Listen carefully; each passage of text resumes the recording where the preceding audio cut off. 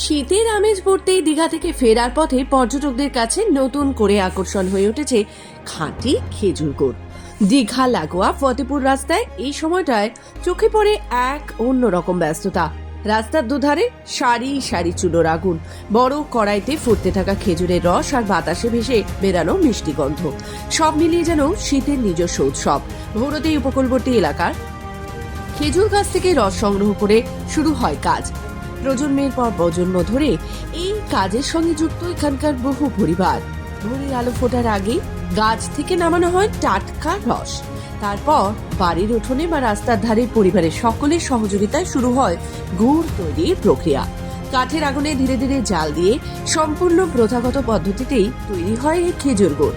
স্থানীয়দের কথায় তাদের গুড় একেবারে খাঁটি, কোনো রকম ভেজাল বা কৃত্রিম উপাদান ব্যবহার করা হয় না। সে কারণেই স্বাদে গন্ধে অতুলনীয়, রয়েছে আলাদাই এক মাধুর্য।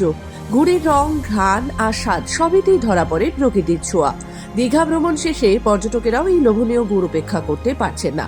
রাস্তার ধারে দাঁড়িয়ে অনেকেই কিনছেন এই গুড়, কেউ কেউ আবার বাড়ির লোকজনের জন্য বেশি করে নিয়ে যাচ্ছেন। শীতের সকালে গরম ভাতের সঙ্গে কিংবা পিঠে পায়েসে এই খেজুর গুড়ের কদর বরাবরের মতোই তুঙ্গে। একজন গুড় প্রস্তুতকারক জানান, পরিবারের সবাই মিলে পরিশ্রম করেই তারা এই গুড় তৈরি করেন। শীতের সময় কাজের চাপ থাকলেও খাঁটি গুড় তৈরির আনন্দই তাদের সবচেয়ে বড় প্রাপ্তি। খেজুরের গুড় কিভাবে বানাচ্ছেন? ওই গাছ থেকে পেড়ে নিয়ে আসি, গাছে চাষতে হয়, খেজুর গাছে চাঁচলে রস পড়বে, ওইখান থেকে গুড় তৈরি হয়। রসটাকে নিয়ে এসে কি করতে? এখানে ফোটানো হয়। ফুটিয়ে তারপর শুধু কি খেজুর রস থাকে নাকি অন্য কিছু? না না, খেজুর রসই থাকে। এতে টেস্টি হওয়ার জন্য কিছু দেন না? না না না, ওগুলো কিছু না। মানে ধরুন কোনো সময় এলাচ বা না না না না, ওইটা দেওয়া হয় না। ওটা হচ্ছে অর্ডার করলে কেউ যদি নেয় ওখানে সে দিয়ে যায়।